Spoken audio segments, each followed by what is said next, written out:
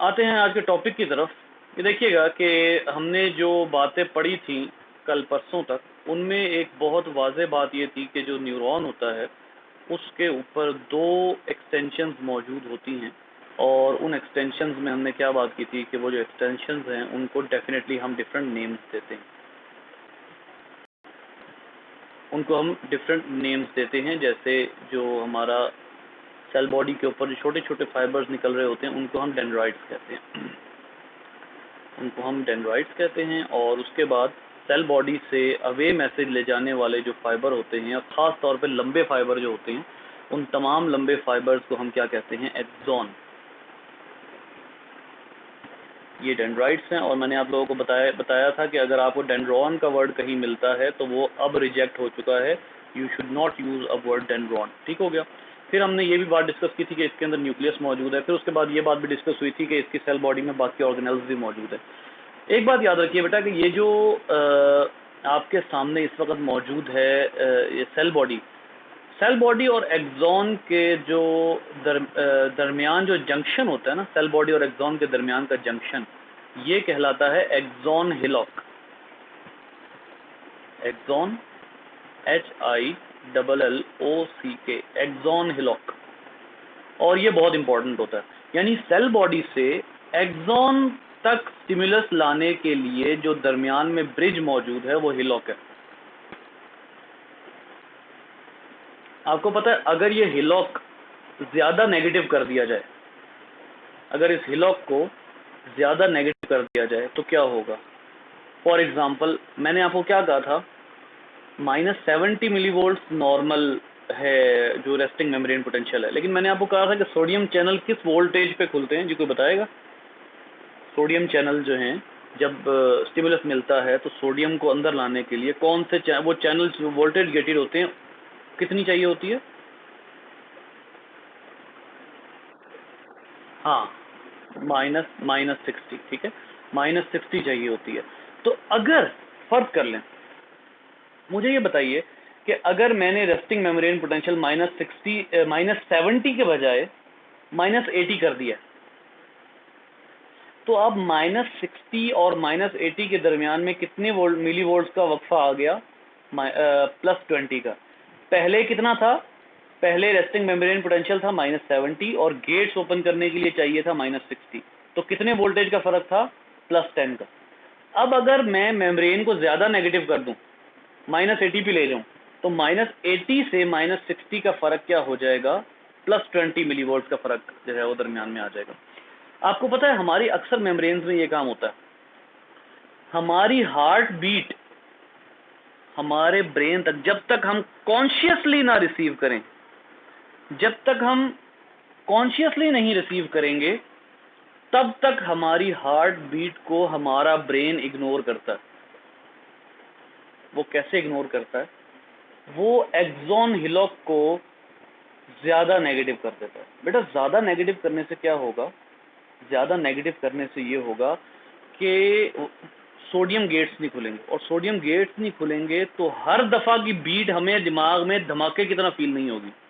देखिए ना, मैंने पहले सोडियम गेट ओपन करने के लिए सिर्फ +10 मिलीवोल्ट देना था, अब मुझे सोडियम गेट ओपन करने के लिए +20 मिलीवोल्ट देना पड़ रहा है। अब ये +20 मिलीवोल्ट आराम से नहीं मिलता। मैंने आपको इसीलिए बताया था, या शायद मैंने आपको नहीं बताया था, वो मैंने एक और क्लास में पढ़ाया था। मैं ज़रा ये चीज़ आपसे डिस्कस करता हूँ। देखिए बेटा, याद रखिए कि ये जो आप लोगों ने ग्राफ पढ़ा था, इसमें हमने कहा था कि -70 से जहाँ से ये ऊपर को जा रहा है, ये वाला, एज्यूम दिस एज -60। ठीक है, इसको -60 समझ लें आप। अब ये जो -60 है, जब तक ये यहां तक करंट नहीं पहुंचता तब तक डीपोलराइजेशन का ग्राफ ऊपर नहीं उठेगा। मतलब तब तक आपको कोई भी स्टिमुलस रिसीव नहीं होगा। क्यों? जब तक वोल्टेज गेट्स ओपन नहीं होंगे ना सोडियम के, जिन्होंने किस पे ओपन होना है? -60 पे, तब तक आपको कोई स्टिमुलस रिसीव नहीं हो सकता। इसका मतलब है, मैंने आपको बात बताई थी, मैंने आपको कहा था -70 नॉर्मल है। अगर आप उस -70 को -61 तक भी ले आएंगे तब तक आपको स्टिमुलस रिसीव नहीं होना। क्यों? वोल्टेज गेट नहीं खुलेंगे। -61 से जैसे ही -60 होगा वोल्टेज गेट ओपन होंगे और ये ग्राफ ऊपर चढ़ना शुरू हो जाएगा, मतलब पॉजिटिविटी की तरफ आना शुरू हो जाएगा। ये जो मिनिमम वोल्टेज होती है किसी भी स्टिमुलस को कैरी करने के लिए, ये कहलाता है थ्रेशोल्ड स्टिमुलस। थ्रेशोल्ड स्टिमुलस याद रखिए। समटाइम हम अगर हमारा टच बहुत सेंसिटिव हो जाए ना, हमारा टच बहुत सेंसिटिव हो जाए, तो वो हमें हमारी स्किन पर मौजूद बैक्टीरिया की प्रेजेंस का भी बता सकता है। हमारी स्किन पर मौजूद जो बाल हैं वो हमारी स्किन को टच कर रहे हैं। जब तक हम उन्हें मूव नहीं करते ना, हमें उनकी मौजूदगी का एहसास नहीं होता। अगर हमारी स्किन बहुत ज़्यादा सेंसिटिव हो जाए ना, तो हमें बालों की मौजूदगी का भी एहसास हो। हार्ट बीट, मैं वापस आ रहा हूँ एग्जाम्पल पे। हमारी बॉडी, ब्रेन हमारा हार्ट बीट को जानबूझ के इग्नोर करता है, हालांकि हार्ट बीट एक अच्छा खासा धक्का है जो चेस्ट को मिल रहा है, एक बहुत जोरदार धक्का है। हार्ट ऐसे होता है, फिर ऐसे जोर से रिलैक्स करता है, अच्छा खासा जोरदार धक्का है। लेकिन हमारे जो यहाँ के प्रेशर रिसेप्टर हैं, टच रिसेप्टर हैं, वो ज़्यादा नेगेटिव हैं, उनके वोल्टेज गेट्स ओपन होने में टाइम लगता है।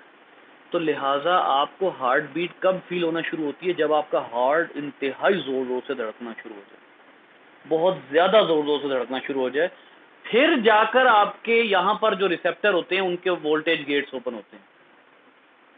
यानी हमारी बॉडी ने, अब ये मतलब की बात की तरफ आते हैं, आखिरी बात जो आप लोगों को समझ आनी चाहिए, हमारी बॉडी ने अगर किसी, हमारे न्यूरॉन ने अगर किसी स्टिमुलस को इग्नोर करना है तो वो उस जगह के एक्सॉन हिलॉक को क्या कर देगी? मोर नेगेटिव कर देगी।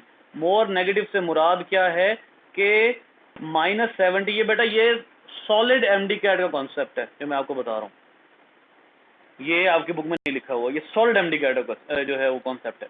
इधर देखिएगा, एक्सॉन हिलॉक मोर नेगेटिव हो जाएगा, मतलब वो -70 से किस तरफ ले जाया जाएगा? -80 तक। अब आप लोगों ने सोडियम गेट्स को ओपन करने के लिए अगर पॉजिटिविटी की तरफ लेकर जाना है तो आपको पता है कि आपको -60 मिलीवोल्ट चाहिए। यहाँ से यहाँ आना आसान है, यहाँ से यहाँ आने के लिए स्टिमुलस की उतनी स्ट्रेंथ दरकार नहीं है, लेकिन यहाँ से यहाँ आने के लिए स्टिमुलस की स्ट्रेंथ दरकार है। लिहाजा जो मेम्ब्रेन -80 मिलीवोल्ट चार्ज होगी वो स्टिमुलस मुश्किल से रिसीव करेगी, difficult to receive the stimulus. जो मेम्ब्रेन ज्यादा नेगेटिव होगी, क्यों? उसने -70 तक पहुंचते हुए उसको टाइम लगेगा, जबकि जो मेम्ब्रेन -70 तक चार्ज होगी उसको -60 तक पहुंचते पहुंचते कम टाइम लगेगा, लिहाजा वो जल्दी स्टिमुलस रिसीव कर लेगी। It is bit more sensitive, -70 वाली मेम्ब्रेन ज्यादा सेंसिटिव है,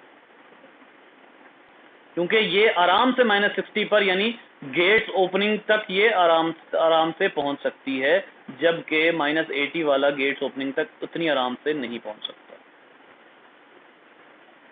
जी बेटा, क्लियर है बात? ये एक्सॉन हिलॉक जो है, ये उसका मैं आपको कॉन्सेप्ट बता रहा था कि सेल बॉडी से जब एक दफ़ा स्टिमुलस सेल बॉडी पे रिसीव हो जाएगा तो सेल बॉडी से एक्सॉन में मैसेज जाने के दौरान यहाँ पर डिसीजन होगा कि आया वो स्टिमुलस एक्सॉन में जाने देना है या नहीं जाने देना। अगर तो नहीं जाने देना तो एक्सॉन हिलॉक को ज़्यादा नेगेटिव कर दो, स्टिमुलस आगे नहीं जाएगा। ठीक हो गया? अब आइए एक्सॉन की बात करो बेटा। एक्सॉन जहाँ पर एंड होता है ना, उस जगह पर छोटे छोटे फाइबर्स होते हैं।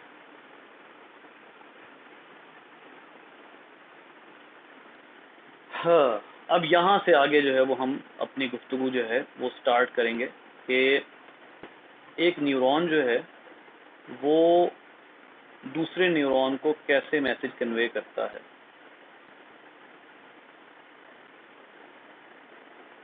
एक न्यूरॉन का दूसरे न्यूरॉन को मैसेज कन्वे करने का स्पेसिफिक अंदाज होता है बेटा, इसको हम जो है वो एक ख़ास तरीके से समझेंगे। फॉर एग्ज़ाम्पल कि ये जो है वो ये दूसरा न्यूरॉन है जिस तक मैसेज जाना है, ठीक है, ये उससे अगला न्यूरॉन है, ये इस तक मैसेज आना है। और आपको पता है कि ये जो अगला न्यूरॉन है इसकी सेल बॉडी के ऊपर क्या मौजूद है? डेंड्राइट्स मौजूद है।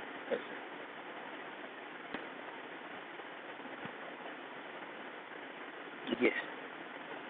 अच्छा, अब देखिएगा कि यहाँ से मैसेज इस तरफ को ट्रैवल कर रहा है और इधर एक्सॉन के टर्मिनल एक्सॉन पर आकर वो मैसेज जो है, अच्छा आपको पता है एक न्यूरॉन में करंट कहाँ से कहाँ ट्रैवल करता है? एक न्यूरॉन में करंट ट्रैवल करता है right from the cell body to axon terminal, उसके बाद मजीद करंट ट्रैवल नहीं करता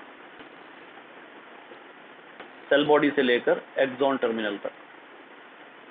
करंट की ट्रैवलिंग यहाँ से यहाँ तक होती है। सवाल ये पैदा होता है कि अगर एक न्यूरॉन में करंट की ट्रैवलिंग जो है वो सेल बॉडी से एक्सॉन टर्मिनल तक होती है, तो उसके बाद करंट कहाँ जाता है और अगले न्यूरॉन को वो मैसेज कैसे कन्वे किया जाएगा, ये एक टॉपिक है जो बेसिकली इम्पोर्टेंट टॉपिक है। और सिर्फ ऐसे ही नहीं, कॉन्सेप्ट के हिसाब से इम्पोर्टेंट नहीं है बल्कि बोर्ड के हिसाब से भी खासा इम्पोर्टेंट टॉपिक है।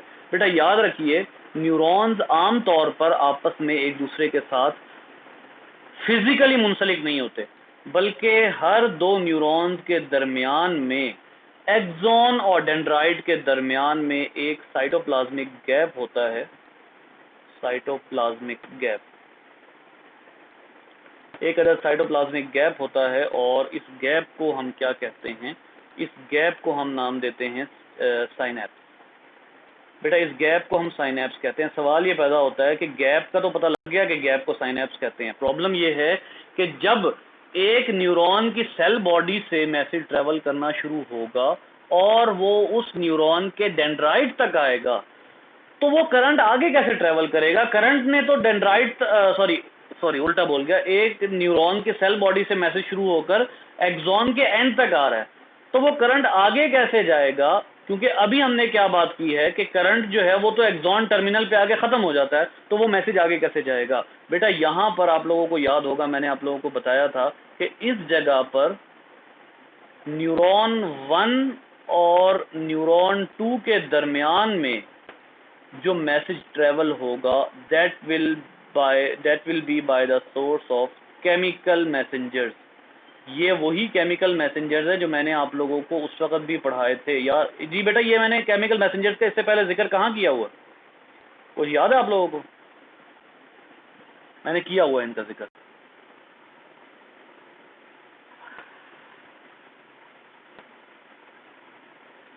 केमिकल मैसेंजर्स का मैंने जिक्र किया हुआ है कि जब मैं आप लोगों को बता रहा था कि जो मसल फाइबर के टी ट्यूब्यूल होते हैं उनमें केमिकल पेनिट्रेट करता है और वो सार्कोप्लाज्मिक रेटिकुलम के कैल्शियम सैक को जाके ओपन करता है।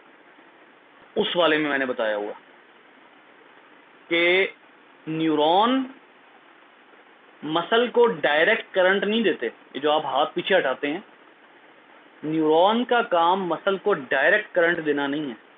न्यूरॉन का काम ये है कि वो मसल के करीब जाके केमिकल रिलीज कर देगा और फिर आपका मसल मूव करेगा। ये केमिकल मैसेजिंग है। अब ये केमिकल मैसेजिंग कैसे होती है, बहुत ही दिलचस्प किस्म का जो है वो टॉपिक है, तो आइए इसको जरा डिस्कस करते हैं आप लोगों की इस कंफ्यूजन को दूर करने के लिए कि हमने ये कब पढ़ा था। मुझे ये बात तकरीबन यकीनी है कि आप लोगों को याद नहीं आ रहा कि हमने ये कहाँ पढ़ा था। जी, इसको हम कर लेते हैं डिस्कस।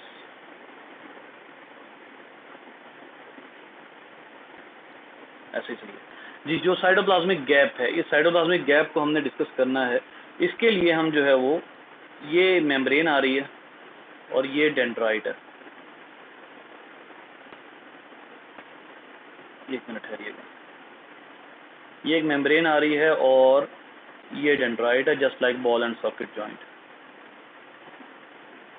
ये डेंड्राइट है और ये एक्सॉन है। मैं बार बार गलत बोल रहा हूँ, ये एक्सॉन है। एक्सॉन का मतलब क्या है कि मैसेज में स्टिमुलस इस तरफ को ट्रैवल कर रहा है और ये जो है ये अगले वाले न्यूरॉन का डेंड्राइट है।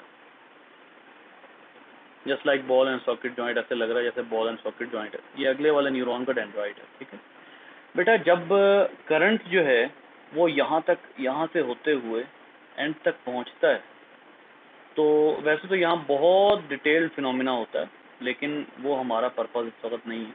जब एंड तक पहुँचता है स्टिमुलस दोनों साइड से, तो यहाँ पर आके हर न्यूरॉन के एक्सॉन टर्मिनल पे ना कुछ वेसिकल्स होती हैं। सबसे पहले तो एक बात ध्यान में रख लीजिए बेटा ये जो गैप होता है इसको साइनेप्स भी कहते हैं,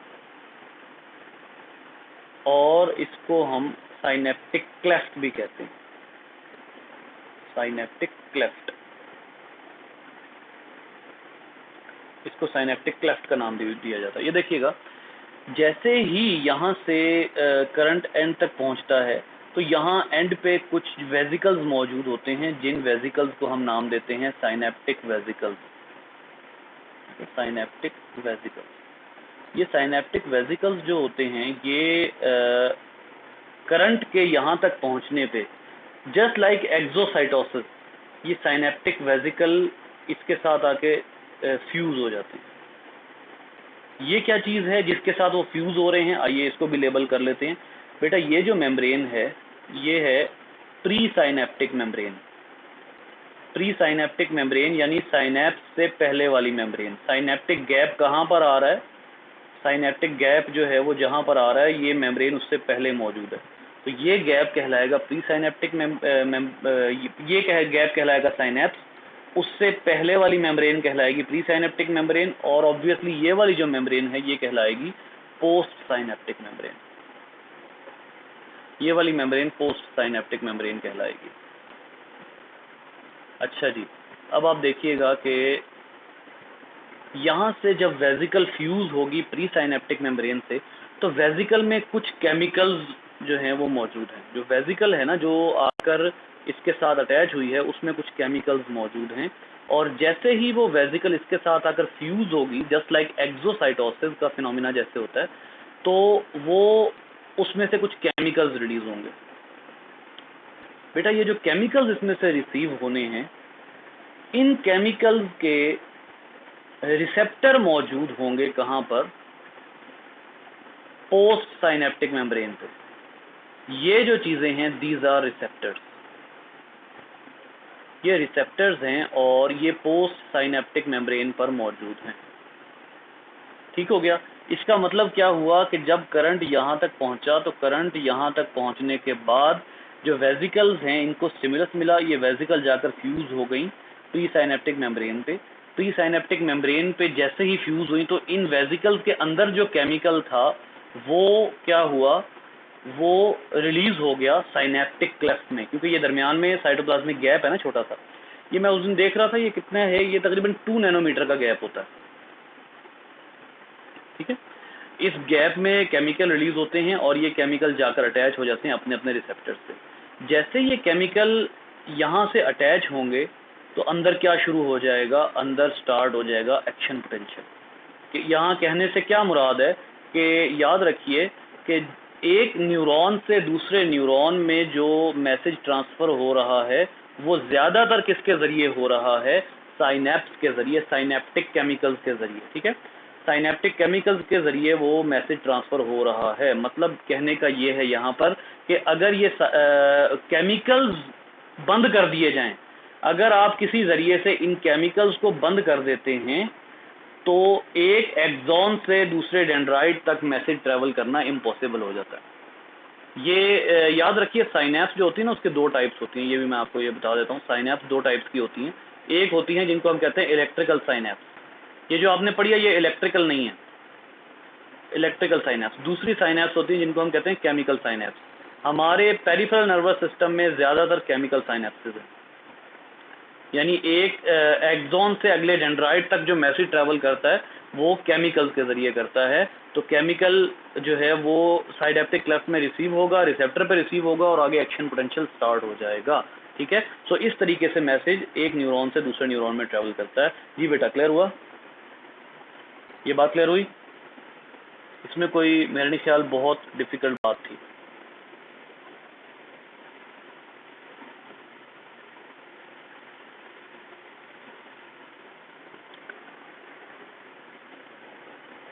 बात आ जाती है अब नेक्स्ट। जी गर्ल्स, आप में से किसी को अगर कोई प्रॉब्लम हो तो पूछ लें, मैं 1 मिनट का वेट कर रहा हूँ, हमारे पास 5 मिनट है पीछे।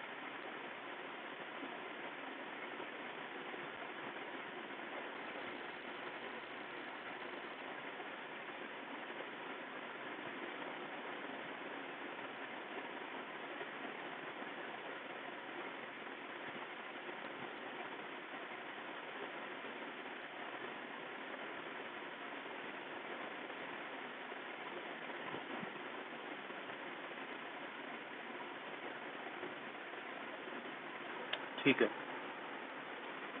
अच्छा जी, इसके बाद आते हैं न्यूरो ट्रांसमीटर कौन कौन से होते हैं। देखिए सबसे पहले तो आप देखिए केमिकल साइनेप्स में ये जो केमिकल रिलीज हो रही है ना, ये जो साइनेप्स में केमिकल रिलीज हो रहे हैं, इन केमिकल को स्पेशल नाम दिया जाता है। इन केमिकल्स को नाम दिया जाता है न्यूरो ट्रांसमीटर्स। न्यूरो ट्रांसमीटर्स यानी न्यूरॉन का मैसेज ट्रांसमिट करने वाले केमिकल्स, न्यूरो ट्रांसमीटर्स। ठीक है, इस नाम को ज़रा गौर से आप पढ़ लें, ये नाम बार बार जो है वो यूज़ होता है, न्यूरो ट्रांसमीटर्स। ठीक है, ये जो न्यूरो ट्रांसमीटर्स होते हैं ये कई तरह के होते हैं। ठीक है, अब न्यूरो ट्रांसमीटर की टाइप्स के हवाले से अगर मैं यहाँ पर आप लोगों से जो है वो गुफ्तगू करूँ तो न्यूरो ट्रांसमीटर जो होते हैं वो याद रखिए कि बहुत से न्यूरो ट्रांसमीटर्स ऐसे होते हैं जो कि हमारे सिर्फ सेंट्रल नर्वस सिस्टम में होते हैं, हमारे पेरिफेरल नर्वस सिस्टम में नहीं होते। ये भी मैं जो है वो भी आप लोगों को बताया नहीं है कि पेरिफेरल नर्वस सिस्टम कौन सा होता है और सेंट्रल कौन सा होता है। आप में से किसी को एक अंदाज़ा है तो वो अलग बात है, लेकिन ये है कि ये भी अभी डिस्कशन होनी है। न्यूरोट्रांसमीटर में जैसे हमारे ब्रेन का बहुत ही इम्पोर्टेंट एक अदद न्यूरोट्रांसमीटर है डोपामीन। और ये डोपामीन जो है ये वो न्यूरोट्रांसमीटर है जो बहुत ही बेसिक फंक्शनिंग करता है। हमारे जो होते हैं यूँ कह लें कि क्या कहेंगे उसको, हमारे ब्रेन के मेन फंक्शनिंग में जो न्यूरोट्रांसमीटर आमतौर पर रिलीज़ किया जाता है वो डोपामीन है। ठीक है, ये थोड़ा सा आपको रिलैक्सेशन की तरफ भी लेकर जाता है और हमें नॉर्मल वर्किंग करने के काबिल भी बनाता है। फिर एक और न्यूरोट्रांसमीटर होता है जो कि हमारे ब्रेन और स्पाइनल कॉर्ड के अलावा बॉडी में जो नर्व्स मौजूद हैं उनमें होता है, उसको हम कहते हैं एसिटाइल कोलिन। बहुत ही इम्पॉर्टेंट किस्म का जो है वो न्यूरोट्रांसमीटर है, इसको आप ACH भी लिखते हैं। ठीक है, इसी तरीके से सेरोटोनिन होता है, सेरोटोनिन। ये तो ख़ास तौर पे वो न्यूरोट्रांसमीटर है जो खुशी का एहसास दिलाता है। ठीक है, इसी तरीके से एक होता है एंडोर्फिन, एंडोर्फिन्स होते हैं। ये इसको आप कहते हैं ये एक हार्मोन के तौर पर भी बाज़ औक़ात आता है, लेकिन ख़ास तौर पे ये प्लेजर, ये बॉलीवुड वाला जो लव होता है उसमें, और उसके अलावा जो है वो पेन किलर, हमारे जो बॉडी का नेचुरल पेन किलर है वो एंडोर्फिन है। एंडोर्फिन पूरी फैमिली है, प्लेजर, लव और पेन किलर। इसी तरीके से ये भी सेरोटोनिन भाई भी जो हैं ये लव जैसे कारनामे सर अंजाम देते हैं और ये भी प्लेजर में इन्वॉल्व होता है। ठीक है, अच्छा उसके बाद जो है वो कॉर्टिसोल, एक ख़ास किस्म का जो है वो स्टेरॉइड है न्यूरोट्रांसमीटर। ये कॉर्टिसोल जो है ये होता है एक्चुअली डिप्रेशन में, ये डिप्रेशन में होता है। फिर और भी नाम हैं, मैं देखता हूँ आप लोगों की जो है ना वो बुक में यहाँ पर लिखी हुई हैं, ये डायग्राम देख लीजिएगा और साथ जो है वो ये साइनेप्टिक वेसिकल और ये एक्सोसाइटोसिस की तरह न्यूरोट्रांसमीटर रिलीज़ हो रहे हैं और ये रिसेप्टर मौजूद है, ये देख लीजिएगा। जी जनाब यहाँ पर लिखे हुए हैं, हाँ एड्रीनलिन, नॉर एड्रीनलिन, सेरोटोनिन तो ये लिखा हुआ डोपामीन, एड्रीनलिन, नॉर एड्रीनलिन, ये भी जो है वो हमारे नर्वस सिस्टम के कौन से वाले, पेरिफेरल नर्वस, सेंट्रल ब्रेन और स्पाइनल कॉर्ड नहीं बल्कि ब्रेन और स्पाइनल कॉर्ड के अलावा जो हमारा नर्वस सिस्टम है उसमें एड्रीनलिन और नॉर एड्रीनलिन हार्मोन के तौर पर भी काम करते हैं हमारे ब्लड में, लेकिन ये हमारे न्यूरोट्रांसमीटर भी होते हैं। ठीक है, सो मैं कोशिश करता हूँ एक बुक खोलने की विद इन गिवन टाइम, कोशिश करता हूँ ताकि जो है वो आप लोगों को थोड़ा सा और इस बारे में बताऊँ। ये बड़े मज़े का खेल होता है, ये ना मज़े का खेल तो खैर नहीं है, क्योंकि ये जो न्यूरोट्रांसमीटर होते हैं इन्हीं की एबनॉर्मेलिटी की वजह से मिर्गी भी होती है इन्हीं की एबनॉर्मेलिटी की वजह से अल्जाइमर भी होती है, इन्हीं की एबनॉर्मेलिटी की वजह से राशा भी होता है, पार्किंसन डिजीज। ठीक है, और इन्हीं की एबनॉर्मेलिटी की वजह से पागलपन भी होता है। तो ये केमिकल्स जो हैं ये इस लिहाज से काफ़ी दिलचस्प वो भी है एक गेम समझने के लिए, लेकिन अगर ये बिल्कुल आउट ऑफ कंट्रोल हो जाए तो इनका कोई परमानेंट इलाज नहीं है, there is no permanent cure, याद रखिए। तो ये जो है वो यहाँ पर कहाँ गया वो एडिपोज नर्व टिश्यू जरा 356,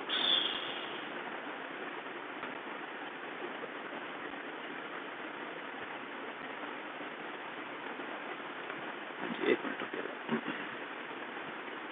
आगे नर्व टिश्यू, यहाँ पर ना एक टेबल बना हुआ था, मैं वही टेबल ही निकालना चाह रहा हूँ, तो वो टेबल ही मिल जाए। ये देखें, ये साइनैप्स की डायग्राम। चलो अच्छा हुआ मैंने ये बुक खोल ली, अगर ये बुक एडवांस बुक है, BS लेवल की बुक है, लेकिन ये डायग्राम चेक करें। ये साइनेप्टिक वेसिकल हैं, साइनेप्टिक वेसिकल जो हैं वो ये वो मैसेज, ये वो है न्यूरोट्रांसमीटर रिसीव हो रहे हैं और आगे से आगे मैसेज ट्रांसफ़र हो रहा है। ये जो माइटोकॉन्ड्रिया हैं ये काफ़ी लिहाज से हेल्प करते हैं, ATP के लिहाज से भी, और एक और है अंदाज, उस लिहाज से भी हेल्प करते हैं। ये फ़िलहाल आपके मकसद की डायग्राम नहीं है, क्योंकि ये खासी डिफ़िकल्ट डायग्राम बनाई हुई है। अच्छा जी, उसके बाद आ जाइए, नेक्स्ट है, हाँ ये देखें, कॉमन न्यूरोट्रांसमीटर एसिटाइलकोलिन, ठीक है। ये क्लास ऑफ मॉलिक्यूल को आप छोड़ दें, हम इनको मेंशन करते हैं। एसिटाइलकोलिन है, उसके बाद एपिनेफ्रिन, नॉरएपिनेफ्रिन है। अच्छा, एसिटाइलकोलिन का fast excitatory synaptic transmission at the neuromuscular junction, ठीक है, और एक्साइटेटरी एंड इनहिबिटरी एक्शन दोनों करता है ये। फिर स्लो साइनेप्टिक ट्रांसमिशन, एपिनेफ्रिन या एड्रीनलिन, नॉरएड्रीनलिन, ये हमारे इमरजेंसी के टाइम पर काम आते हैं। फिर डोपामीन है, स्लो साइनेप्टिक ट्रांसमिशन, मतलब ये रिलैक्स टाइम पर वर्किंग करता है, स्लो साइनेप्टिक ट्रांसमिशन। जिस टाइम पे डिप्रेशन होता है ना, डिप्रेशन में कॉर्टिसोल के साथ डोपामीन भी मौजूद होता है। फिर इसी तरीके से सेरोटोनिन है, फास्ट एक्साइटेटरी ट्रांसमिशन है, और x in CNS and PNS, ठीक है, सेंट्रल नर्वस सिस्टम और पेरिफेरल नर्वस सिस्टम में भी होता है। तो ये एक लंबी लिस्ट है इनकी, इसमें इन्होंने ना ये नहीं बताया हुआ कि ये कहाँ पे। ये देखें, एनाल्जीजिया, इनकेफेलिन, ये एनाल्जीजिया कॉज करते हैं, मतलब पेन किलर होते हैं, फ्री रेडिकल। तो ये इस किस्म के कुछ हार्मोन्स हैं। मैं एक दो हार्मोन्स की ना एग्जांपल आप लोगों के सामने कल भी मजीद लाऊंगा, मैंने एक दूसरी बुक में पढ़ी थी, तो वो मैं लाऊंगा वो एग्जांपल ना, तो उसमें अब बाकायदा बताया हुआ है कि ये किस काम के लिए स्पेशली यूज़ होती है। कुछ ऐसी हैं जैसे गालिबन कौन सी है, हाँ एंडोर्फिन, एंडोर्फिन ये जो प्लेजर के लिए हैं। आपको पता है एंडोर्फिन जैसा फंक्शन हीरोइन भी करती है, फिल्मी नहीं, ये जो नशे वाली जो जहाज बनाती है ना, जहाज, ये जो नशे ही होते हैं, और हीरोइन है, इसी तरीके से अफ्यून है, ये एंडोर्फिन जैसा फंक्शन करते हैं। थोड़ी देर के लिए आपकी सारी सैड मेमोरीज, सारे डिप्रेशन, सारे के सारे ख़त्म हो जाते हैं, और आपकी बॉडी के उस एरिया को स्पेशली, क्योंकि देखें एंडोर्फिन जहाँ पर फंक्शन एंडोर्फिन ने करना है वहाँ उसी का रिसेप्टर मौजूद होगा। ये आपके शहर आपके क्वेश्चन का एक और आंसर है कि न्यूरोट्रांसमीटर के रिसेप्टर भी मौजूद होते हैं पूरे नर्वस सिस्टम में। तो एंडोर्फिन के रिसेप्टर जहाँ जहाँ मौजूद होते हैं ना, एंडोर्फिन को मिमिक करते हैं हीरोइन और अफ्यून, ओपियम। जब इनकी इंटेक की जाती है तो ये पेन किलिंग करते हैं। मॉर्फिन, मॉर्फिन एक बहुत पोटेंट पेन किलर है जो हॉस्पिटल्स में यूज़ होता है, ठीक है, तो ये हार्ट अटैक के पेशेंट्स वगैरह को दिया जाता है आमतौर पे। तो मैं क्या बता रहा था, हीरोइन और ओपियम ये बाकायदा हमारी बॉडी के उन पोर्शन को जाकर स्टिमुलेट करते हैं जो खुशी के और पेन किलिंग के होते हैं, और इसी वजह से थोड़ी देर के लिए पेन वगैरह कम हो जाती है, ठीक है। तो ये एक नशा क्यों है, क्योंकि हमारा नर्वस सिस्टम इस पर डिपेंडेंट हो जाता है। यही मामला निकोटीन का है, चाहे वो आप चाय के ज़रिए इंटेक करें और चाहे वो आप सिगरेट के ज़रिए इंटेक करें। जो लोग चाय के जो है वो, एक होता है नशे के नशेड़ी, एक होता है चाय के चसेड़ी, तो वो जो होते हैं, वो जो एडिक्टेड होते हैं चाय के, उसकी वजह यही होती है कि उनको जो है वो निकोटीन लेवल उतना नहीं जितना सिगरेट वालों का होता है, लेकिन उनका निकोटीन लेवल लो हो रहा होता है। और आपको पता है निकोटीन मिमिक करती है एसिटाइलकोलिन को। तो ये जो न्यूरोट्रांसमीटर होते हैं ना, हमारे आम लाइफ में सिर्फ हमारे अंदर नहीं प्रोड्यूस हो रहे, बल्कि इनके मिमिकिंग मॉलिक्यूल्स, याद रखिए पूरी फैमिली है मिमिकिंग मॉलिक्यूल्स की। इनहिबिटर क्या होते हैं, इनहिबिटर भी मिमिकिंग मॉलिक्यूल्स होते हैं। कम्पिटिटिव इनहिबिटर क्या होते हैं, मैं अब आपको यहाँ पर एग्जांपल देता हूँ, 1 मिनट है, अगली क्लास में सुनिएगा। कम्पिटिटिव इनहिबिटर क्या होते हैं, वो इनहिबिटर जिनका स्ट्रक्चर ओरिजिनल सबस्ट्रेट से मिलता जुलता होता है, और ओरिजिनल सबस्ट्रेट और कम्पिटिटिव इनहिबिटर दोनों एक ही एक्टिव साइट पे जुड़ने की इस्तात रखते हैं। यही मामला न्यूरोट्रांसमीटर, ओरिजिनल न्यूरोट्रांसमीटर और मिमिकिंग मॉलिक्यूल का होता है। ओरिजिनल न्यूरोट्रांसमीटर जो होता है वो अगर अटैच हो जाए तो वो नॉर्मल बात है, लेकिन अगर आप बॉडी को बाहर से उसका मिमिकिंग मॉलिक्यूल प्रोवाइड करना शुरू कर देते हैं ज़्यादा अमाउंट में, तो फिर आपकी बॉडी असल न्यूरोट्रांसमीटर बनाना बंद कर देती है, ये बात याद रखें। अगर आपकी बॉडी ने निकोटीन प्रोड्यूस कर एसिटाइलकोलिन प्रोड्यूस करना है और उसके बजाय आपने बॉडी को निकोटीन देना शुरू कर दी है, तो आपकी बॉडी एसिटाइलकोलिन बनाना रिड्यूस कर देगी, जिसकी वजह से जिस टाइम पे चाहिए होगा उस टाइम पे वक्त पर नहीं बनेगा। इस पर बहुत लंबी डिस्कशन हो सकती है, इंशाल्लाह दोबारा डिस्कशन करूंगा जब मैं डिजीजेस पढ़ाऊंगा नर्वस सिस्टम की। अभी टाइम खत्म हो रहा है, लिहाजा कल इंशाल्लाह मिलते हैं। ओके बेटा, अल्लाह।